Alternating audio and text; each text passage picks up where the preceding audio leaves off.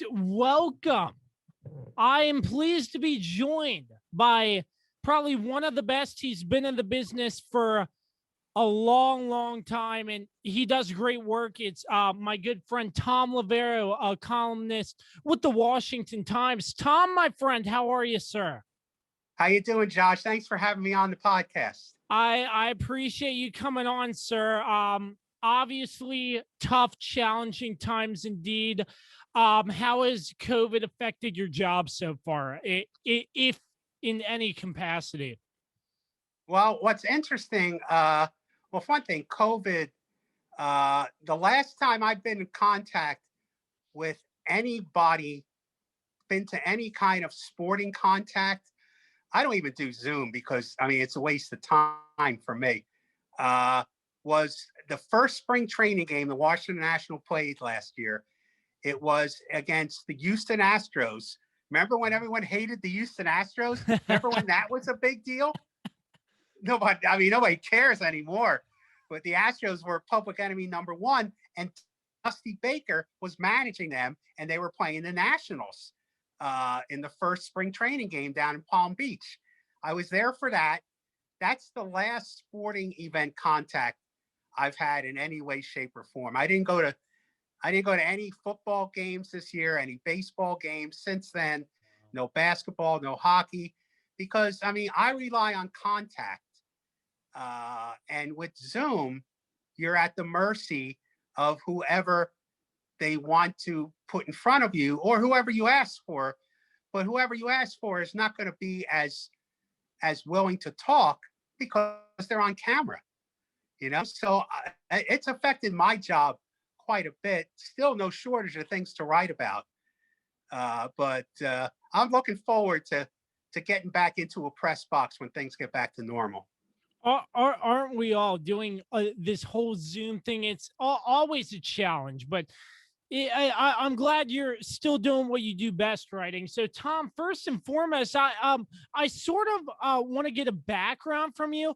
How did you get started doing all this? Well, I've been a sports writer since 1992. I started at the Washington Times in January 28th, 1992. And my first day on the job, I was in Indianapolis covering the beginning of the Mike Tyson rape trial. That was my first day on the job. Before that, I had been at the Baltimore Sun for 8 years, but I was on the news side. I was a news reporter and a news editor. I was in charge of one of their county bureaus. And then I also was the Western Maryland reporter for them. And I covered politics and government and crime and things like that. The first 15 years I was in the business, I was on the news side. But when I was 10 years old and growing up, I wanted to be a sports writer. It just took me about 15 years in the business for that to happen. Wow, that is great. So a lot of amazing articles, a lot of stuff to get into. So, obviously, this Washington football team, their season has been a roller coaster. We all know the story. We all know the scenario. They ended up winning the division with a 7-9 record. So, Tom, can you tell us a little bit about your thoughts on that up and down roller coaster season that ended with a division championship? Well, I think Ron Rivera did just enough of what he needed to do to solidify his base of popularity with the fans and his power in the building. I mean, if he had turned in a 4-12 season, then there'd be very little patience, and he wouldn't be making any. I compare when Ron Rivera got hired to when Joe Torre got hired to manage the Yankees in 1996. Joe Torre had to deal with George Steinbrenner, and Torre, the way he did that was the Yankees won two World Series in the first 3 years Torre was there. So at some point, very quickly, Torre became more popular and more powerful than George Steinbrenner, to the point where Steinbrenner couldn't mess with Torre, couldn't interfere with Torre, and it was driving George nuts because he wasn't getting any of the credit. Torre was the most powerful guy in that organization because they were successful quickly. And I thought that's Ron Rivera's only chance for things to be different than what they've been in the past with Dan Snyder, is he had to have early success. Now it's relative. 7-9 is not particularly successful, but winning the NFC East, and finishing strong and making the playoffs does constitute a level of success.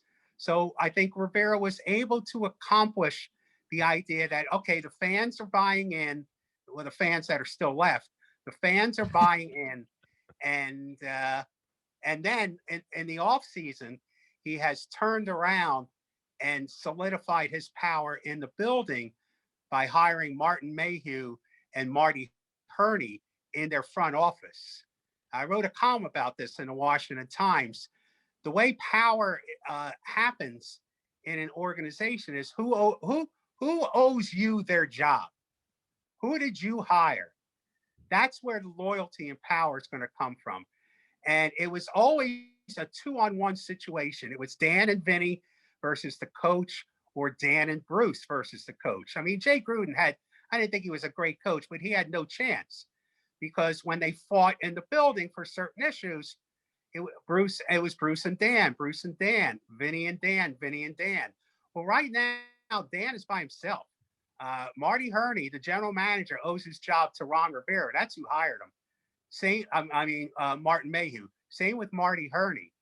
So right now, Ron Rivera has created himself a strong power base in the building for when he has to battle with the owner, and he will have to do battle with the owner. The owner will be standing there by himself doing that battle. He's still the guy who writes the checks. He can fire everybody if he wants to, but he doesn't have the guts to do that. He's kind of a spineless guy. That's why he's always needed a Bruce or a Vinny. Yeah, absolutely. So, how do you like the hiring of Martin Mayhew and Marty Herney? Do you think it was time for a change? Because there was a guy in Kyle Smith, and he sort of just got pushed out essentially. Well, did Ron Rivera hire Kyle Smith? No. No. That's why he's not there. Bruce Allen hired Kyle Smith. And Kyle Smith may be a genius and may pledge his loyalty to Ron Rivera, but Rivera knows you can't really trust him because you didn't hire him. Okay, he doesn't owe Ron Rivera really anything. And my impression is, from what I've heard, that Ron Rivera went to the building and tried to clean out everything that was connected with Bruce Allen. And that included Kyle Smith. Wow. Now, Kyle Smith may go on to great things, but I understand why Ron Rivera did it, and I agree with him. Is you don't want you want to be able to trust in that building, of all places, such a backstabbing operation. You want to be able to trust those people, and you didn't hire them, you can't trust them. That is a really good point. Once again, I'm interviewing Thom Loverro, columnist with the Washington Times. So obviously Tampa Bay goes on to win the Super Bowl in their home stadium, but the legend of Taylor Heinicke, most people call it, and only losing to the Super Bowl champions by 8. Taylor Heinicke just recently gets re-signed to a 2-year contract. Does this mean sort of a future for Taylor Heinicke in Washington, not just as a starter? Because I've heard people throw out, he might not be big enough to be a starter, but what does that mean in your mind? Well, it's a pretty harmless contract. It puts him in the mix if there is going to be a competition next year. But this guy, I mean, he can't stay healthy. If he's good, part of the problem is he can never stay healthy. I mean, that's one thing. Look, he was on the street, and Washington brought him in. Okay, I mean, I'm very skeptical of any other than Kurt Warner. There's not many success stories of guys being brought in off the street to become successful NFL quarterbacks. So I tend to think there's a reason he was in the XFL briefly. There's a reason he was looking for a job. You can't take away what he did. That was that single game was one of the great quarterback performances of the year, period, for this organization. But I'm very skeptical. I mean, the backup quarterback is always capable of that.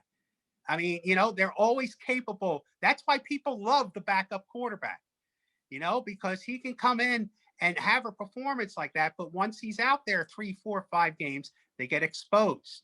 And durability is part of being exposed. So unless this team can make a big leap forward in the off season at quarterback, I'd be shocked if Kyle Allen's not the starter next year. Wow. Very, very good point. Because yes, as before, Kyle Allen was injured, and yes. So he's still in the mix. Essentially, I didn't even think of that. He's still in the mix. Yeah, I mean, I think that's the guy who they like. You heard Ron Rivera; he volunteered in one of his press conferences after the season that he said that without even being asked, that Kyle could have done everything that Alex Smith did. So he really likes Kyle Allen. He traded for him.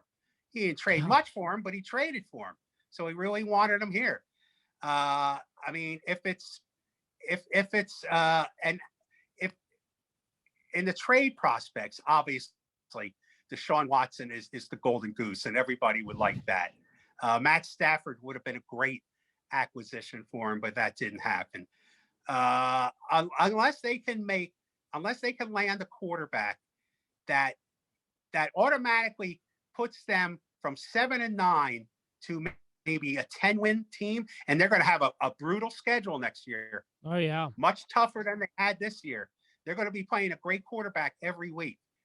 Unless they can make that big leap with the new quarterback, I think it's Kyle Allen. Great thoughts there, Tom. So I asked everybody who has covered this football team about Alex Smith, his remarkable comeback into the league. Your thoughts on Alex Smith? Well, I mean, it's a remarkable story. It's a Hallmark card tale. I mean, maybe they should rename the comeback player of the year the Alex Smith award. He went beyond anything that I certainly thought for him that he was capable of. That said, I don't think he's a real good quarterback. And I think like Ron said, Kyle could do everything that Alex Smith could do. Well, Kyle Allen's an average quarterback. He's not a great quarterback. So I think one thing about Alex Smith, he's better in the Scott Turner, Ron Rivera system than he was in the Jay Gruden system. That was one of the problems with Bruce Allen's trade. He brought in a quarterback who really wasn't, his talents weren't suited to what the offense that Jay Gruden ran. But I think Alex Smith made his point.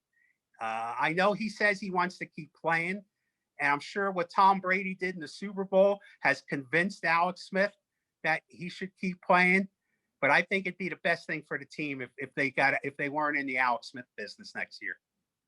Yeah, I mean, that's just money, contract money, if they end up signing him, like money that they could use elsewhere, essentially. So, I mean, I get what you're saying, that he isn't really that good. I mean, yeah, I've seen Alex Smith, and I have thought at times he could have played a lot better, but still, I mean, the remarkable comeback.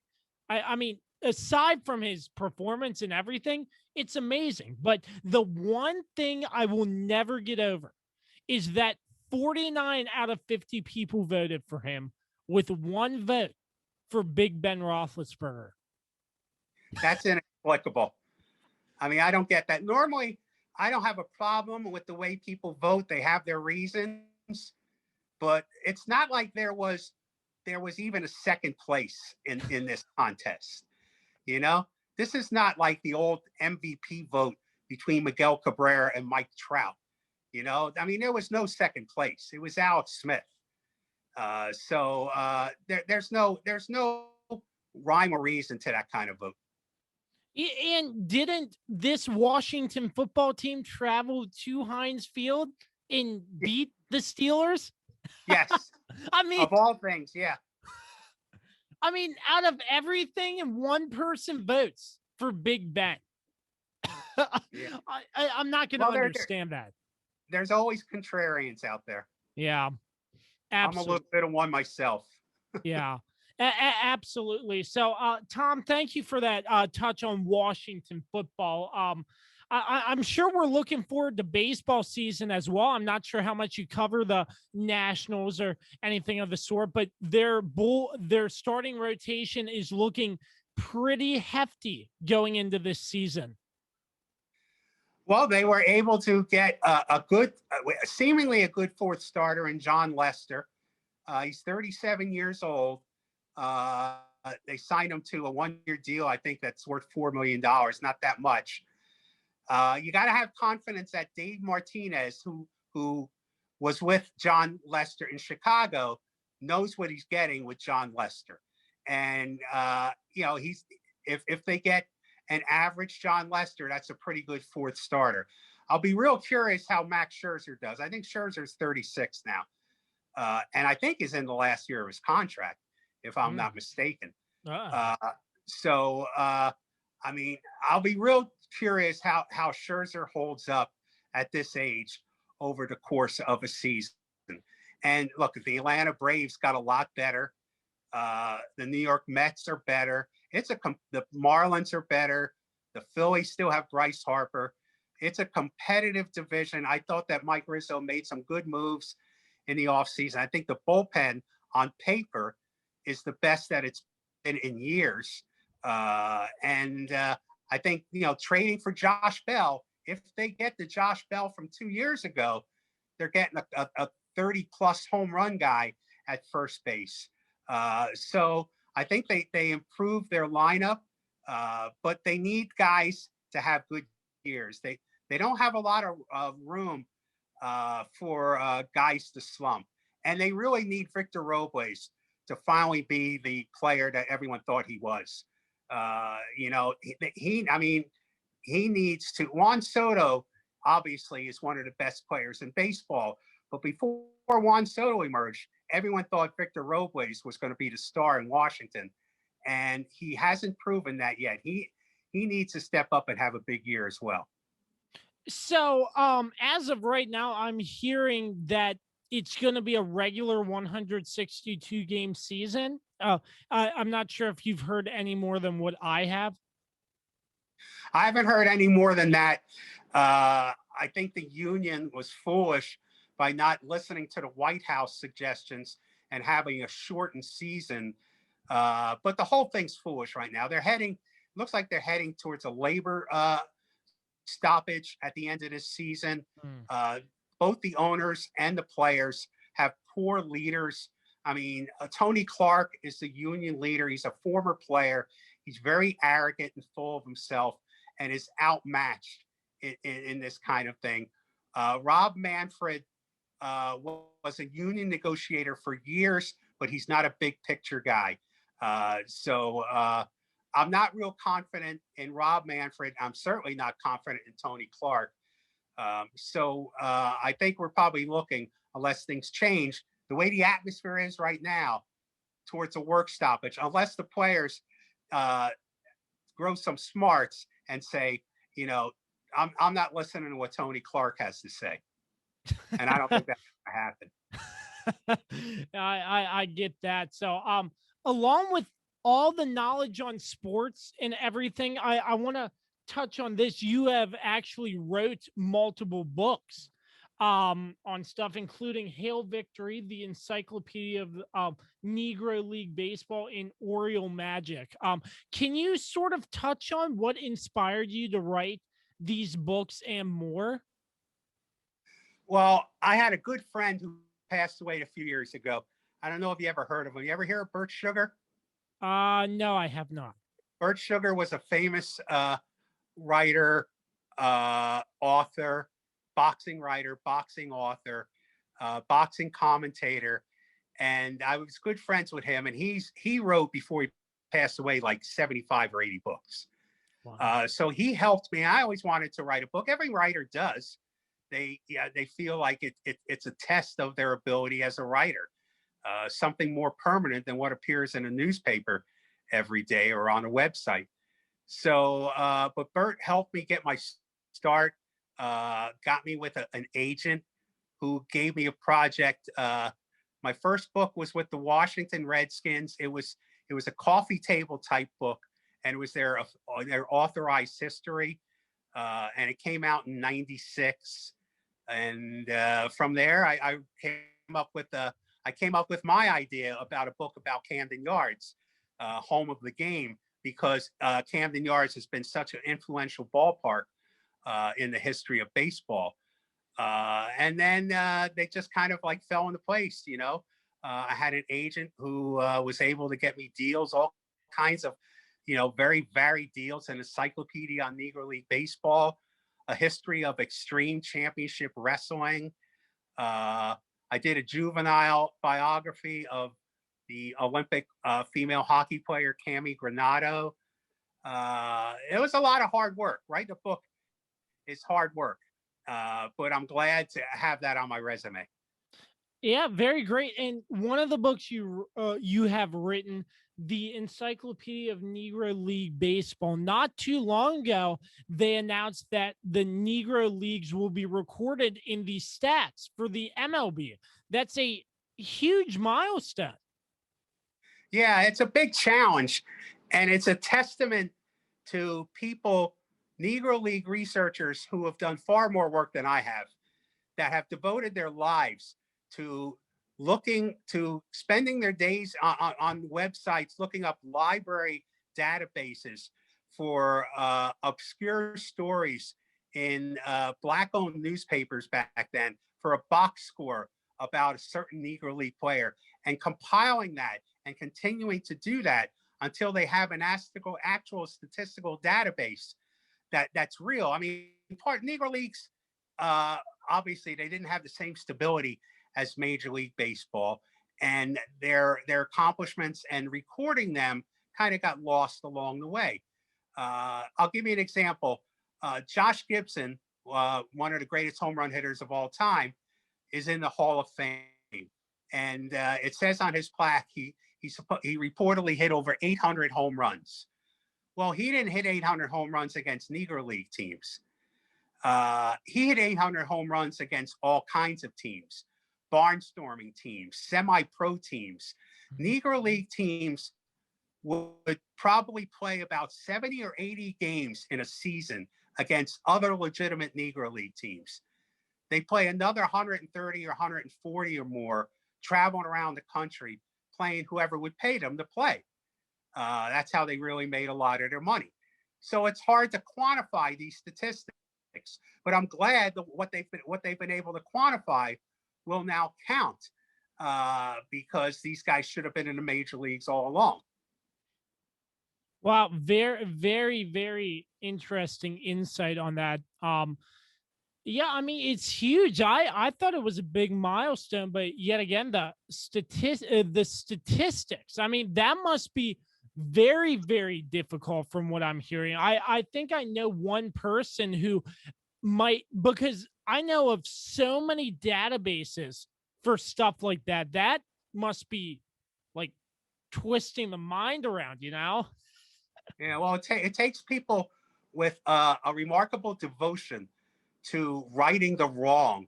And Negro Leagues existed because of a wrong.